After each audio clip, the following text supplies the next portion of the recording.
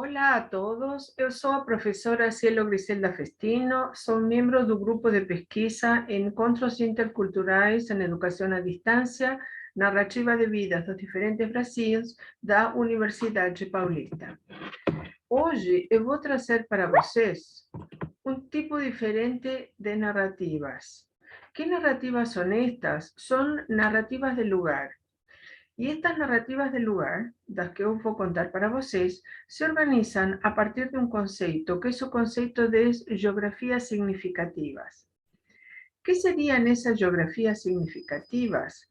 Serían lugares reales, conceptuales e imaginativos, o sea, da imaginación, que son cruzados por diferentes tipos de narrativas que son producidas por diferentes tipos de autores, de ciudadanos, de personas, etcétera, de determinadas comunidades lingüísticas. ¿Por qué usar hoy ese concepto de narrativas significativas o geografías significativas? Porque estamos en un momento de los estudios literarios que están en una, vamos a hablar así, en una crisis. Esa crisis tiene a ver con varios motivos. Primero de todos, las literaturas nacionales, como sería literatura brasileira, literatura inglesa, como elemento de comparación entre las tradiciones literarias, está siendo discutida. ¿Por qué? Porque muchas veces son, vamos a hablar así, organizaciones literarias muy restringidas que están baseadas en una lengua, son monolingües y excluyen muchas otras, como por ejemplo sería el caso de la literatura nacional brasileira, que muchas veces no reconoce las literaturas brasileiras en las lenguas indígenas. Otro tipo de crítica que se hace a este tipo de organizar las historias literarias es la relación centro y periferia, o sea, que habría tradiciones literarias que son canónicas y otras que no son canónicas. Piensen vocês más una vez o ejemplo que estoy dando de la literatura brasileira, literatura indígena no Brasil. Entonces, hoy prefiere-se falar de relaciones laterais, o sea, tentar colocar esas narrativas literarias en un pie de igualdad. Otro problema es que esas tradiciones nacionales son consideradas como siendo monolingües, cuando en la verdad en cada región, en cada lugar, hay una serie de otras lenguas que son faladas y no son reconocidas. Y la última crítica que se hace es que muchas veces en estas formaciones literarias se hace lo siguiente: se utilizan categorías universales para clasificar las narrativas literarias que muchas veces apagan los modelos de las literaturas locales. Puedo dar más una vez un ejemplo. Piensen vocês en una narrativa oral de la cultura brasileira que, por ejemplo, pudiese no ser considerada como teniendo valor literario por el fato de ser oral. Todas estas críticas, por otro lado, están siendo feitas a un concepto literario hoy muy en voga, que sería a literatura muda. Entonces serían esos 4 puntos de crítica. ¿Qué hacen las geografías significativas? Primero de todo, ellas estudian literaturas como si fuesen sistemas de agrupamiento de narrativas literarias, o sea, constelaciones literarias. En vez de estudiar cada una de las tradiciones literarias como siendo completas y separadas, prefiere estudiar a literatura de manera relacional. Mas aí você me falaria, bom, mas a literatura comparada já faz isso. É verdade. Só que a literatura comparada, ela compara uma a uma em uma relação sempre de centro e periferia, e se supõe que quem trabalha com literatura comparada conhece as duas línguas, as duas tradições literárias que estão sendo comparadas. No caso das geografias significativas, que sería una forma de literatura mundo, a traducción es reconocida y valorizada. Por otro lado, imagina que la relación entre narrativas literarias no es lineal, sino que es múltiple, relacional, fragmentaria y discontinua. Entonces, las narrativas literarias no son estudiadas por periodos, no es así, fechados, uno por su otro, por su otro, por su otro. Como falaba anteriormente, en vez de trabajar con esas macro categorías que apagan las características locales, prefiere trabajar con un concepto de geografías significativas que considera características locales de una literatura. Y en este tipo de narrativas literarias, o espacio tórnase una categoría de análisis porque considera una determinada área que no necesariamente es, vamos a hablar así, determinada por límites geográficos, políticos, etcétera, ¿no es así? Más por a relação que essa constelação de literatura se estabelece. Como se a gente falasse, por exemplo, de estudar as narrativas de língua inglesas de diferentes culturas ao redor do mundo, e não em termos de uma nação, mas colocando essas narrativas no mesmo nível. Bom, eu vou falar hoje de uma geografia significativa, que é o caso de Goa, ex-colônia portuguesa na Índia. Primero de todo quiero hablar una cosa muy interesante que falan dos críticos que se llaman Helgeson y Vermeulen, que falan que a literatura mundo no vem feita, a literatura mundo se faz. Entonces, yo estoy aquí para vocês criando una determinada geografía significativa que tiene una característica muy interesante, que es un lugar plurilingüe, porque se falan 4 lenguas, Konkani, Marathi, inglés y portugués. Entonces, en vez de estudiar estas 4 tradiciones literarias de manera isolada e independiente, la idea sería estudiar todas esas tradiciones literarias en relación.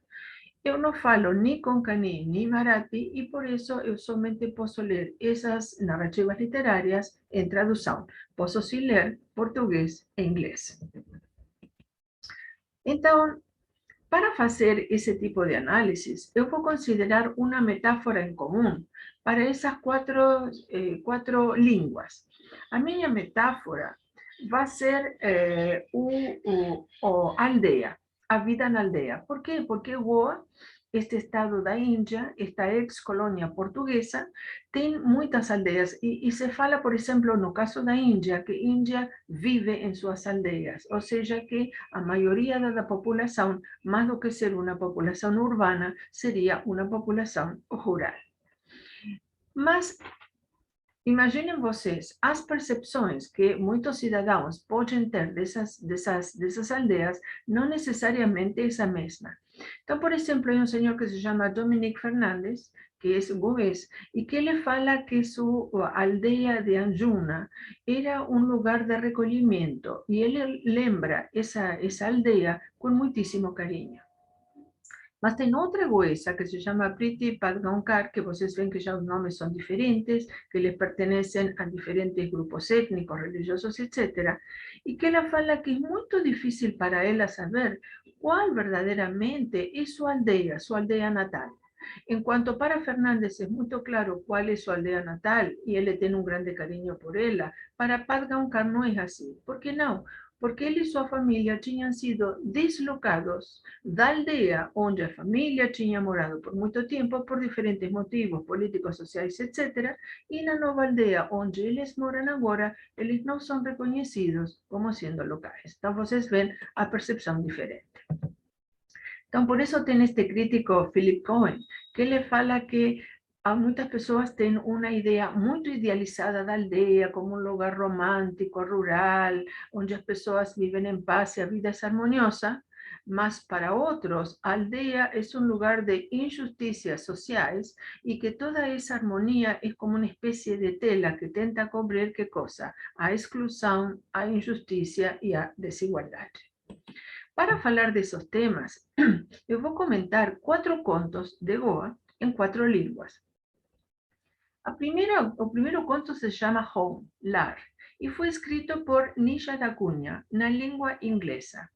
E ela fala de uma aldeia em Goa que se chama Arporá. A visão que ela tem desta aldeia é muito ambígua. Evidentemente, ela é uma pessoa de fora, que ela foi a morar em Goa, porque ela casou com um goês que pertence à classe alta. Então, ela fala, por exemplo, da aldeia como um lugar perfeito, onde se escutam os sinos da igreja, e ela vai construir uma casa e vai ter uma vida maravilhosa.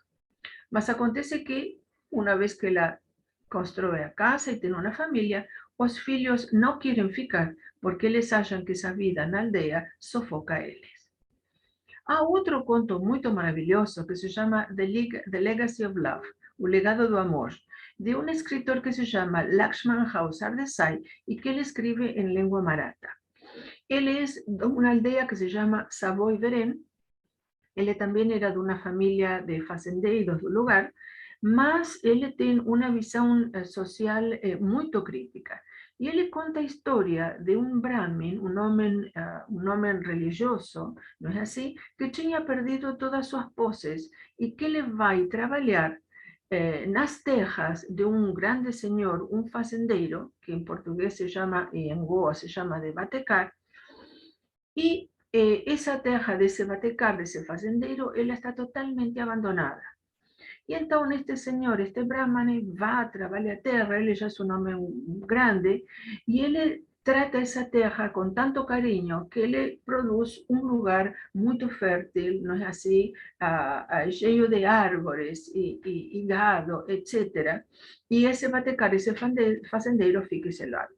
Então, o que o conto mostra, de alguma maneira, são duas maneiras de entender a Terra, ou sistemas da Terra. O Batecar representaria a cultura portuguesa em Goa, que entende a fazenda, a aldeia, a terra, como uma unidade econômica.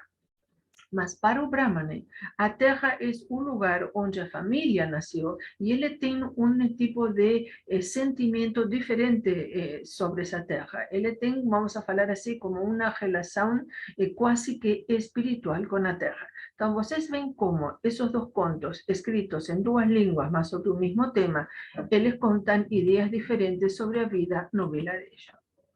Hay otro conto muy interesante que es de un autor que se llama Chandrakant Kene, que escribió esto en la lengua concaní. La lengua concaní es la lengua oficial hoy del estado de Goa. ¿Qué cosa se le muestra en ese conto? Una cosa muy interesante. Entonces, había un señor, un mozo, que va a trabajar en la ciudad de Mumbai, que fica bien pertinho. Y él se torna un funcionario del gobierno muy importante.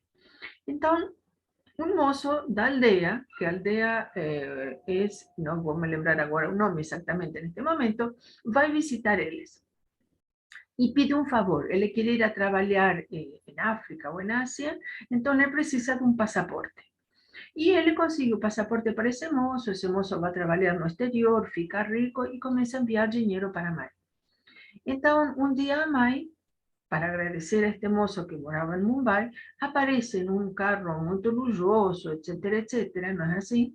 Y conta para él que el filho está tan bien y que él agradece tanto. Y ahí, o nuestro narrador, que mora en Mumbai, comienza a lembrar a aldea también como un lugar idealizado, perfecto, de armonía. Porém, o que a historia muestra es que no necesariamente es así.